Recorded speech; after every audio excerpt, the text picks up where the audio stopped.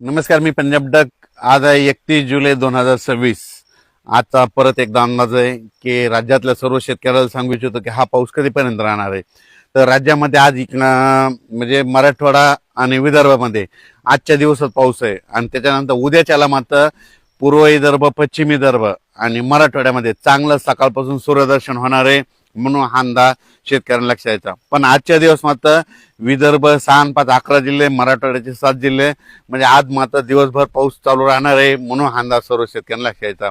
त्याच्यानंतर राज्यात आपण पश्चिम महाराष्ट्राकडे आज दिवसभर म्हणजे पश्चिम महाराष्ट्राकडे सांगायचं झालं तर अहिल्यानगर, पुणे, सातारा, सांगली, सोलापूर, कोल्हापूर ह्या पट्ट्यामध्ये आज दिवसभर रिमझिम पाऊस चालू राहणार आहे म्हणून हा अंदाज लक्षात यायचा.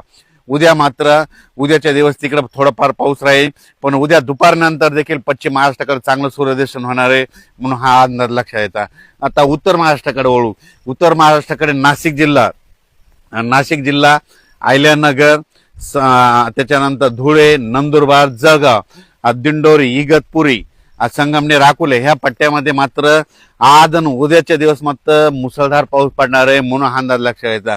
नाशिक जिल्ह्यामध्ये दिंडोरी, त्या वणीची देवी, त्याच्यानंतर त्या पट्ट्यामध्ये पाऊस पडत असल्यामुळे, घाटमाथ्यावर पडत असल्यामुळं तिकडं काय होणार आहे, परत गोदावरी नदीला पूर येणार आहे. त्याच्यानंतर गंगापूरच्या धरणामध्ये पाणी येणार आहे. पुन्हा गंगापूर धरणाचा विसर्ग वाढणार आहे.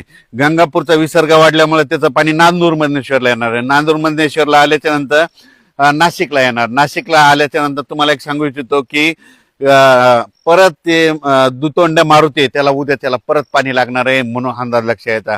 त्याला जर पाणी लागलं तर काय होणार, तर लगेच जायकवाडीला पाणी येणार आहे. जायकवाडी रात्री आता सकाळचं जर पाहिल्याच्या नंतर 74% जायकवाडी भरलंय.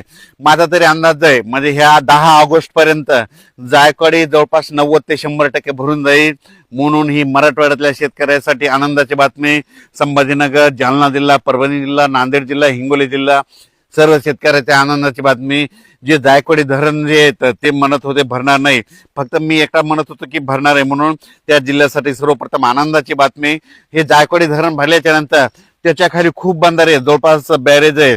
तर त्या शेतकऱ्याला सांगू इच्छितो 15 ऑगस्टच्या नंतर काय होणार आहे, 15 ऑगस्ट सप्टेंबर ऑक्टोबर मध्ये पुन्हा काय होणार आहे, कॅचमेंट एरियामध्ये जायकवाडी म्हणजे गोदावरीकडे तिकडं नाशिककडे पाऊस पडणार आहे.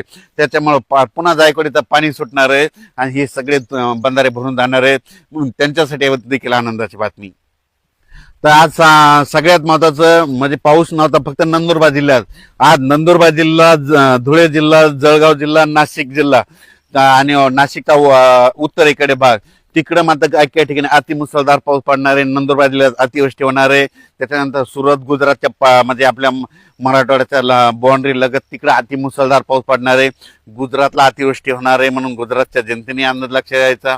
त्याच्यानंतर खास करून नंदुरबार जिल्ह्यात मात्र जे छोटे छोटे तलाव आहेत ते देखील ह्या आजच्या पावसात भरून जाणार आहेत ह्या 2 दिवसामध्ये म्हणून हे देखील लक्षात घ्यायचं. म्हणजे सांगायचं झालं तर हा पाऊस सगळीकडेच पडला म्हणजे जवळपास सगळं कव्हर केलेला आहे. पण आजच्या दिवस उद्याच्याला मात्र राज्यात ठिकठिकाणी सूर्यदर्शन होणार आहे म्हणून हा अंदाज लक्षात यायचा.